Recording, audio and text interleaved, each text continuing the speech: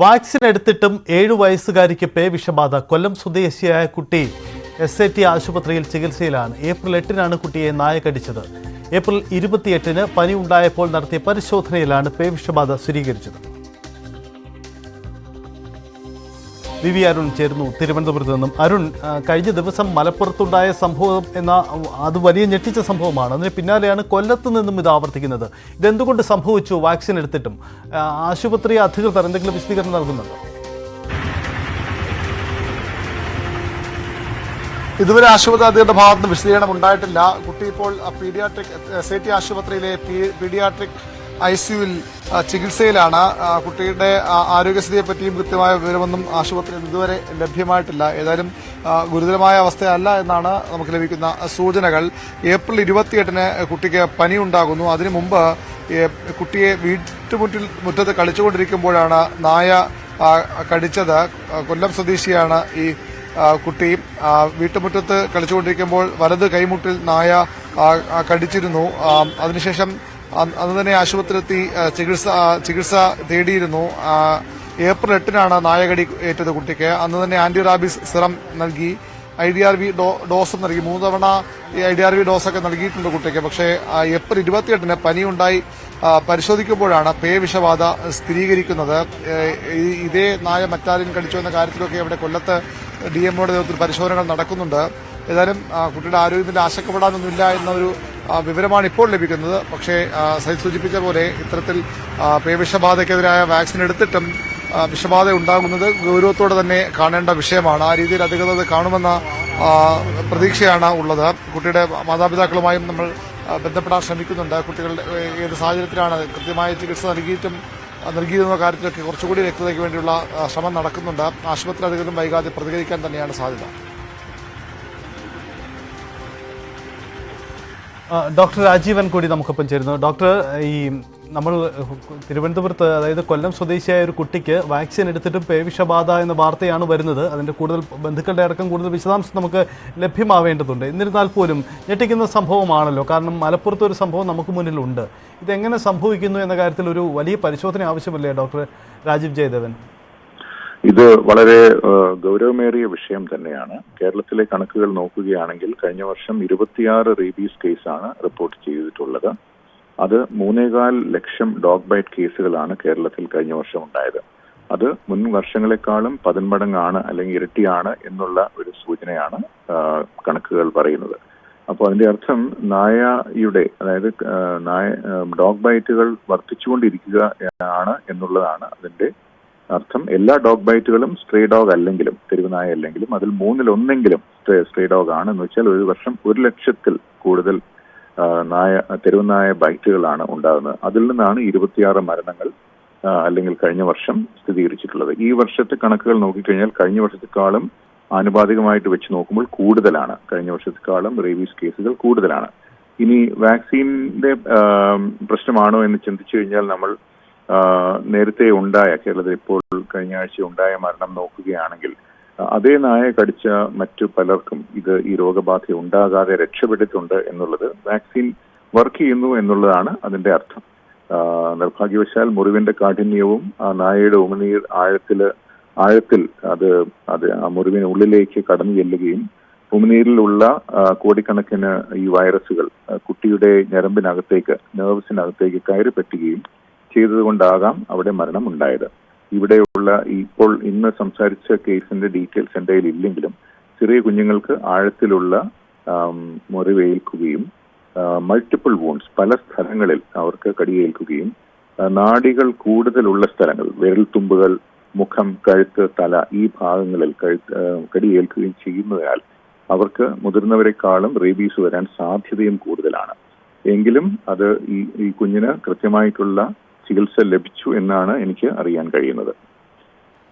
Doctor, നമ്മൾ കൂടുതൽ ജാഗ്രതപ്പെടണം. ഒരുപക്ഷെ സാധാരണക്കാരെ സംബന്ധിച്ച് ഒരു പട്ടിയുടെ കടി ഉണ്ടായാൽ അത് സ്വാഭാവികമായും വാക്സിൻ എടുക്കുന്നു, അല്ലെങ്കിൽ ആശുപത്രിയിൽ നിർദ്ദേശിക്കപ്പെടുന്ന രീതിയിലുള്ള കുത്തിവയ്പ്പുകൾ എടുക്കുന്നു, അതിനുശേഷം അവർ മടങ്ങുന്നു. ഇതാണ് സംഭവിക്കുന്നത്. സുരക്ഷിതമെന്ന് കരുതി മടങ്ങുമ്പോഴാണ് ഇത്തരം കാര്യങ്ങൾ ഉണ്ടാകുന്നത്. അപ്പോൾ അത് കൂടുതൽ ജനങ്ങളിലേക്ക് എത്തണം എന്നൊരു വിഷയം കൂടി ഉണ്ടല്ലോ. അല്ലെങ്കിൽ ഇവർ ആദ്യം പ്രാഥമികമായ ചികിത്സ നേടുന്ന ആശുപത്രിയിലേക്ക് കൂടി ഈ കാര്യങ്ങൾ ഉണ്ടാവണമെന്നുണ്ടല്ലോ. കാരണം മലപ്പുറം സംഭവത്തിലൊക്കെ നമ്മൾ കണ്ടതല്ലേ, ആദ്യ ആശുപത്രി വേണ്ടത്ര ജാഗ്രത കാട്ടിയില്ല എന്ന് കോഴിക്കോട് മെഡിക്കൽ കോളേജ് തന്നെ വിശദീകരണം എടുക്കേണ്ട അവസ്ഥയുണ്ടായി.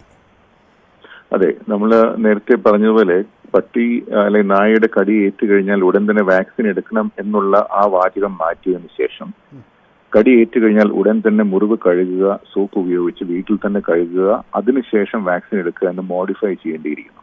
അത് വളരെ പ്രധാനപ്പെട്ട ഒരു നിർദ്ദേശമായിട്ട് ഈ അവസരത്തിൽ പറയേണ്ടതുണ്ട്. നമുക്ക് ലോകമെമ്പാടുമുള്ള കണക്കുകൾ എടുത്തു കഴിഞ്ഞാൽ ഈ ആഴത്തിലുള്ള കടി ഏറ്റിട്ടുള്ള കാറ്റഗറി 3 ബൈറ്റ് ഏറ്റിട്ടുള്ള വ്യക്തികളിൽ വെറും 3% പേർക്ക് മാത്രമേ അതിനുള്ള കൃത്യമായിട്ടുള്ള ചികിത്സ ലഭിക്കുന്നുള്ളൂ. എന്നാൽ കേരളത്തിൽ മിക്കവർക്കും തന്നെ നിർദ്ദേശിക്കപ്പെട്ടുള്ള ചികിത്സകൾ ലഭിക്കുന്നു എന്നുള്ളതാണ് നമ്മുടെ കണക്കുകൾ. 80%-അധികം എന്നാണ് ഞാൻ മനസ്സിലാക്കുന്നത്. അപ്പോൾ നമ്മൾ ശ്രദ്ധിക്കേണ്ട മറ്റൊരു വിഷയം, ഇത്രയും തെരുവുനായയുടെ കടി നമുക്ക് അക്സെപ്റ്റബിൾ ആണോ, ഇത് എങ്ങനെ സ്വീകാര്യമാകുന്നു എന്നുള്ള ചോദ്യം, it is the elephant in the room, മുറിയിലെ ആന എന്നൊക്കെ പറയുന്ന പോലെ ഇതാണ് ഏറ്റവും വലിയ വിഷയം. ഇത്രയും പുരോഗമിച്ച് സാംസ്കാരികമായും ആരോഗ്യപരമായും സാമ്പത്തികമായും ഇത്രയും മുന്നോക്കം നിൽക്കുന്ന ഒരു സംസ്ഥാനത്ത് ഒരു വർഷം നമ്മുടെ കേരളീയർക്ക് 100,000-ലധികം തെരുവുനായയുടെ കടിയേൽക്കേണ്ടി വരിക എന്നുള്ളത് എങ്ങനെയാണ് സ്വീകാര്യമാകുന്നത് എന്ന് ചിന്തിക്കേണ്ടതുണ്ട്. അതിന് ഇതുവരെ നടത്തിയ നടപടികൾ പരാജയമാണെന്നുള്ളതിൽ യാതൊരു സംശയവുമില്ല. കാരണം കടികളുടെ സംഖ്യ കൂടി വരുന്നത് കണക്കുകളിൽ നിന്നും വ്യക്തമാണ്. അപ്പോൾ തീർച്ചയായിട്ടും പുതിയ നടപടികൾ കൈക്കൊള്ളേണ്ടതുണ്ട്. സാർ, ഒരു കാര്യം കൂടി, അതായത് നമുക്കറിയാം സംസ്ഥാനത്ത് അങ്ങ് തന്നെ സൂചിപ്പിച്ചു 10 മടങ്ങ് വർദ്ധിച്ചിട്ടുണ്ട് ഈ തെരുവ് നായ കടിയേൽക്കുന്ന സംഭവങ്ങൾ. ഞങ്ങളൊക്കെ മാധ്യമങ്ങളിലൂടെ റിപ്പോർട്ട് ചെയ്യുമ്പോൾ എല്ലാ ദിവസവും എത്ര കണക്കാണ് പലയിടത്തും തെരുവുനായ ആക്രമണം റിപ്പോർട്ട് ചെയ്യേണ്ടി വരിക. അത് ഒരു കൂട്ടം ആൾക്കാരെ ഒന്നിച്ചു ആക്രമിച്ചതെന്നാണ്. അപ്പോൾ ഇത്തരം കേസുകൾ മുമ്പ് ഒരു ചുരുക്കം കേസുകൾ റിപ്പോർട്ട് ചെയ്യുന്നിടത്ത് ഇന്ന് കൂട്ടത്തോടെ ഇത്തരം സംഭവങ്ങൾ റിപ്പോർട്ട് ചെയ്യുമ്പോൾ ഈ നമ്മുടെ ചികിത്സാ രീതിയിൽ തന്നെ ഒരു വലിയ പരിഗണന ഈ തരത്തിൽ ഉണ്ടാവേണ്ടതുണ്ട്. കാരണം ഇത്തരം കേസുകൾ റിപ്പോർട്ട് ചെയ്യുമ്പോൾ മാത്രമാണ്, പേവിഷബാധ റിപ്പോർട്ട് ചെയ്യുമ്പോൾ മാത്രമാണ് നമ്മൾ ഒന്നുകൂടി ജാഗ്രതയോടെ ചിന്തിക്കുന്നത്. അതിന് മുമ്പ് തന്നെ ഇക്കാര്യത്തിൽ ഉണ്ടാവേണ്ടതില്ലേ? അതെ, ചികിത്സ നടക്കുന്നത് ഇതിന്റെ ന്യൂമറേറ്ററിലാണ്. അതായത് ഇതിന്റെ ഡിനോമിനേറ്റർ എന്ന് പറയുന്നത് വളരെ ഹ്യൂജ് ആണ്. അതായത് ഇത്രയും പേർക്ക് കടിയേൽക്കുമ്പോൾ അതിൽ ചിലർക്ക് റേബീസ് ബാധ ഉണ്ടാകുന്നു എന്നുള്ളത് വാസ്തവം തന്നെയാണ്. അത് കടിയുടെ ആഘാതവും അതുപോലെ തന്നെ തുടക്കത്തിലുള്ള ഫസ്റ്റ് എയ്ഡിലുള്ള വേരിയേഷനും കുട്ടിയുടെ അല്ലെങ്കിൽ വ്യക്തിയുടെ സൈസും പല കാര്യങ്ങൾ അതിനെ ആസ്പദമാക്കിയിട്ടുണ്ട്. ഇപ്പോൾ ലോകാരോഗ്യ സംഘടനയുടെ പേപ്പർ പരിശോധിച്ചു കഴിഞ്ഞാൽ റേബീസ് വാക്സിൻ ഫെയിൽ ചെയ്തു എന്നുള്ള എല്ലാ കേസുകളിലും തന്നെ 2 കാര്യങ്ങൾ പ്രകടമാണ്. ഒന്ന്, മുഖത്തോ അല്ലെങ്കിൽ വിരൽ തുമ്പിലോ ആണ് ഈ ഫെയിൽ ചെയ്ത കേസുകളിൽ ഉള്ളത്. അതായത് വാക്സിനും സീറമും എടുത്തതിന് ശേഷവും ഫെയിൽ ചെയ്തിട്ടുള്ള 8 കേസുകൾ അവർ റിപ്പോർട്ട് ചെയ്തിട്ടുണ്ട്. ആ കേസുകളെല്ലാം തന്നെ അതിൽ 8-ൽ 6 കേസും തലയിൽ അല്ലെങ്കിൽ മുഖത്ത് കടിയേറ്റവരും, 2 കേസുകൾ വിരൽ തുമ്പുകളിൽ കടിയേറ്റവരുമാണ്. ഇത് നേരത്തെ പറഞ്ഞതുപോലെ നാഡികളുടെ സാന്ദ്രത ഏറ്റവും അധികമുള്ള പ്രദേശങ്ങളാണ് ഇവ. അപ്പോൾ ഈ ഡിനോമിനേറ്റർ നമ്മൾ കുറച്ചുകൊണ്ടുവരിക എന്നുള്ളത് വളരെ പ്രധാനമാണ്. കാരണം ഞാൻ നേരത്തെ പറഞ്ഞ പോലെ ഇതെങ്ങനെയാണ് അക്സെപ്റ്റബിൾ ആകുന്നതെന്ന് ഞാൻ ചോദിക്കുകയാണ്. ലോകത്ത് ഒരു വികസിത രാജ്യത്തിലും ഒരു സ്ട്രേ ഡോഗ് ബൈറ്റ് പോലും അവർ അംഗീകരിക്കുകയില്ല. എന്നാൽ നമ്മുടെ രാജ്യത്ത്, നമ്മുടെ സംസ്ഥാനത്ത് 1,00,000 പേർക്ക് എങ്ങനെ കടിയേൽക്കുന്നു, എന്തുകൊണ്ട് അത് നമ്മളത് അവഗണിക്കുന്നു, നമ്മളത് എന്തുകൊണ്ട് അതിനെതിരെ കണ്ണടയ്ക്കുന്നു, അത് നമ്മൾ ചിന്തിക്കേണ്ട വിഷയം തന്നെയാണ്. വളരെ നന്ദി ഡോക്ടർ സംസാരിച്ചതിന്. എന്തായാലും വളരെ വളരെ ജാഗ്രതയോടെ കൈകാര്യം ചെയ്യേണ്ട വിഷയമാണ്. കാരണം തെരുവുനായയുടെ കടികളുടെ എണ്ണം അല്ലെങ്കിൽ തെരുവുനായ ആക്രമണങ്ങളുടെ എണ്ണം കൂടുന്നു എന്ന് തന്നെയാണ് ഇതിൽ സംഭവിക്കുന്നത്. അതായത് കുത്തിവെച്ചത് കൊണ്ടും സുരക്ഷിതമല്ല തൻ്റെ കുട്ടി എന്ന ബോധം ഒരു രക്ഷിതാവിലേക്ക് ഉണ്ടാകുമ്പോൾ എങ്ങനെ കുട്ടികളെ പുറത്തിറക്കി വിടും എന്നൊരു വലിയ ചോദ്യമാണ് ഉയരുന്നത്. അതാണ് മലപ്പുറത്തെയും പിന്നീട് ഇപ്പോൾ ഈ കൊല്ലത്തെയും സംഭവങ്ങൾ ഉണ്ടാവുന്നത്. വി അരുൺ തുടരുന്നു എന്ന് കരുതുന്നു. അരുൺ, ബന്ധുക്കളുടെ പരാതി, എവിടെയാണ് ആദ്യം ചികിത്സ നൽകിയത് തുടങ്ങിയ കാര്യങ്ങൾ, എന്തെങ്കിലും വിവരങ്ങൾ നമുക്ക് കൂടുതലായി ലഭ്യമാവുന്നുണ്ടോ അരുൺ?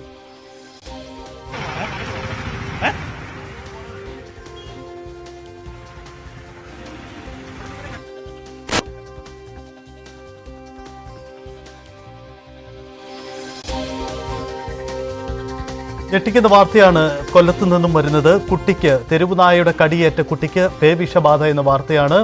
SAT ആശുപത്രിയിലാണ് കുട്ടി ചികിത്സയിലുള്ളത്. അരുൺ നമുക്കൊപ്പം തുടരുന്നുണ്ട്. അരുൺ, ഈ കുട്ടിയുടെ ബന്ധുക്കൾ അവരുടെ എന്തെങ്കിലും വിശദീകരണം നമുക്ക് ലഭ്യമായിട്ടുണ്ടോ? എവിടെയാണ് ഇവർക്ക് ആദ്യം കുട്ടിക്ക് ചികിത്സ നൽകിയത്? എവിടെയാണ് പിഴവ് പറ്റിയത്? അങ്ങനെ എന്തെങ്കിലും കാര്യങ്ങൾ വ്യക്തമാവുന്നുണ്ടോ? അത്തരം വിശദാംശങ്ങൾ ലഭ്യമായിട്ടില്ല. അല്പസമയത്തിനകം സ്റ്റേറ്റ് ആശുപത്രി സൂപ്രണ്ട് പ്രതികരണം ഉണ്ടായേക്കും. ഈ ചികിത്സയുടെ വിശദാംശങ്ങളും നേരത്തെ കുട്ടിക്ക് നൽകിയ ചികിത്സയുടെ വിശദാംശങ്ങളും ഒക്കെ സ്വാഭാവികമായും അവർക്ക് ലഭ്യമാണ്. ഇപ്പോൾ കുട്ടിയുള്ളത് ഈ സ്റ്റേറ്റ് ആശുപത്രിയിലാണ്. അവിടെ കാഷ്വാലിറ്റിയുടെ ICU യൂണിറ്റിലാണ് കുട്ടി ചികിത്സയെ തുടരുന്നത്. മറ്റു കാര്യങ്ങളൊക്കെ ആശുപത്രി സൂപ്രണ്ട് വൈകാതെ വിശദീകരിക്കുമെന്നാണ് അറിയാൻ കഴിയുന്നത്.